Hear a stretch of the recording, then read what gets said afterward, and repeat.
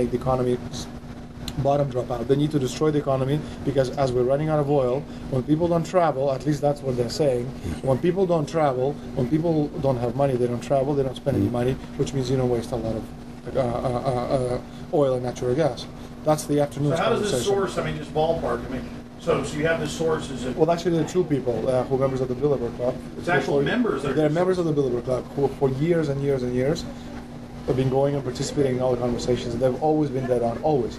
And last year they said the oil prices are going to go up to 150. At the time it was 39, it went up to 76, basically doubled. If it doubles again, it's going to be back to where these people say. They attack Iran and will it?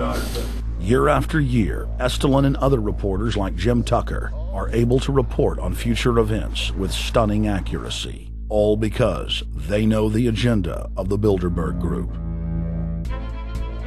The Bilderberg Group sits at the top of the world power structure. 125 of the richest and most influential individuals on the globe make up its membership. From Istanbul, Turkey to Chantilly, Virginia, we have tracked the elusive Bilderberg Group. Bilderberg always insist on a media blackout. By June of 2008, we had already figured out that Barack Obama was the elite's puppet of choice. The national media claimed that during the weekend the Bilderberg Group was scheduled to meet, that Obama had speaking engagements set for Chicago and the Midwest. We knew better. In a classic bait-and-switch, the Obama campaign told the press corps to get on Obama's campaign plane, and that Obama would join them on the flight to Chicago. Campaign staff then slammed the door shut. The fawning press had been shanghaied as Obama's campaign aircraft lifted off without Obama. Robert, why were we not told about this meeting and that the senator wouldn't be on our flight until the doors were shut and we were about to taxi to take off? Again, we had a desire. Senator Obama had a desire to do some meetings. Others had a desire to meet with him tonight in a private way, and that's what we're doing. We set up these meetings. They're being done tonight. Again, Is there more than one meeting? Is there more than one person with whom? I'm not going to get into all the details of the meetings. I don't know that I've got a ton more different answers for all of your questions. Obama wasn't going to Chicago. He had a meeting to attend, a secret meeting. Initially, it was believed that the secret meeting took place at Clinton's Washington, D.C. home. Obama's spokesman denied that, but won't confirm where the former rivals met. He also declined to comment on their topics of discussion. For a day and a half, the mainstream media engaged in a wild goose chase, trying to find out where Hillary and Obama had gone. 3 cover stories later, the corporate press had to admit they had no idea where the 2 candidates had gone. And to this day, Clinton and Obama aren't talking. Plenty of sources knew about this meeting, told us and others that it was at Hillary Clinton's house, but clearly it wasn't. In 2008, the trail led us to the Westfields Marriott Hotel, right outside Washington, D.C. We just flew into Washington, D.C. We're driving to the Westfields Marriott. Tomorrow, the hotel's closed throughout the week, into the weekend for the Bilderberg Group meeting. We're going to check in the night before. They're going to kick us out tomorrow. So we're going directly into the belly of the beast. The hotel will be filled with at least 5 spy agencies: CIA, Defense Intelligence, Mossad, European Union security. We checked into the Westfields Marriott 48 hours before hotel guests were scheduled to be thrown out ahead of the annual meeting. The building was nestled in the heart of the military-industrial complex, with the National Reconnaissance Office and Raytheon just a stone's throw away.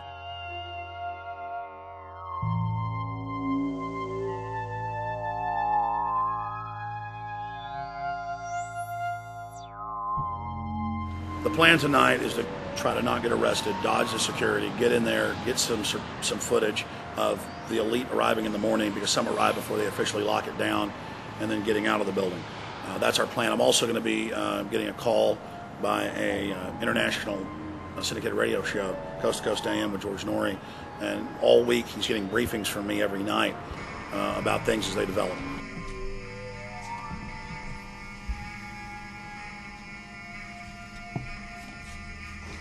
George, we're sitting here in the room. As the phone rings with your producer, Tom Danheiser, to put me on, the fire alarm goes off.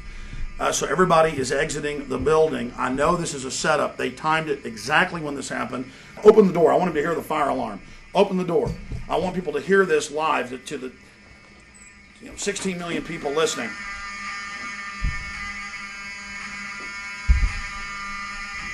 George, do you hear that?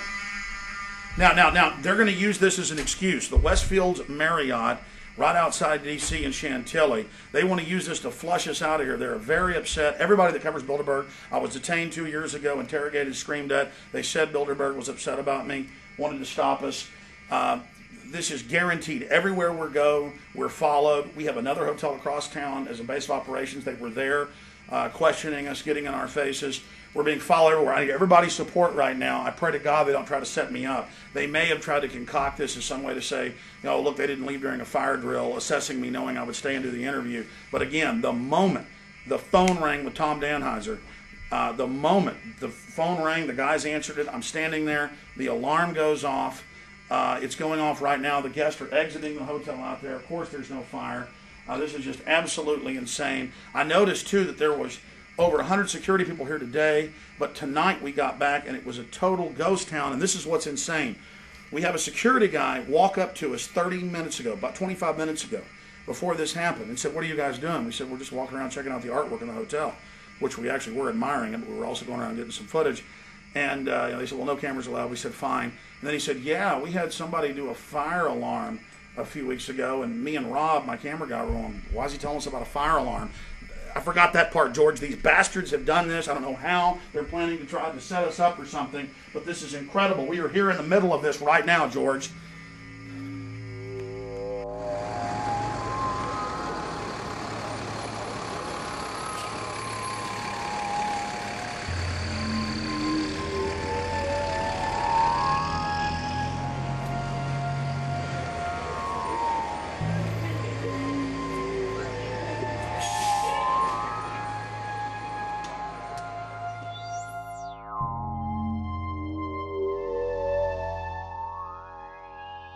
There you go. Stay there. Keep it locked.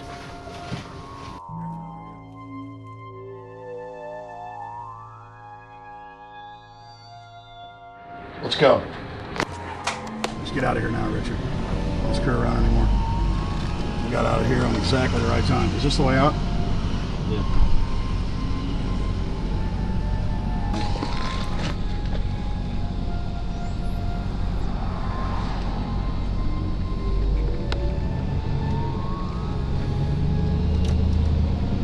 We got a car right behind us.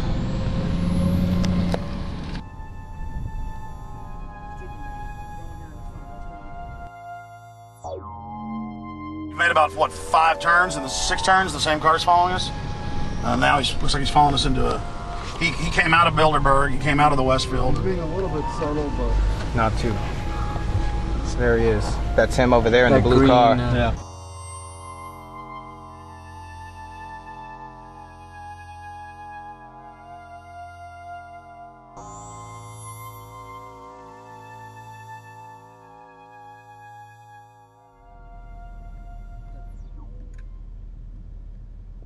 We're headed back to the Marriott here in Chantilly, Virginia, the scene of Bilderberg 2008. We successfully infiltrated the last day and a half inside, got out with some great stuff. We've been tailed, and now we're going back to cover the dignitaries, the elitists, as they arrive. And right now is the prime time for them to start arriving for the next 3-4 hours. We took about a 30-minute break. I'm sure we missed a few, but it doesn't matter. So we've got scores of people that just organically are listeners, info warriors that are out here taking action. And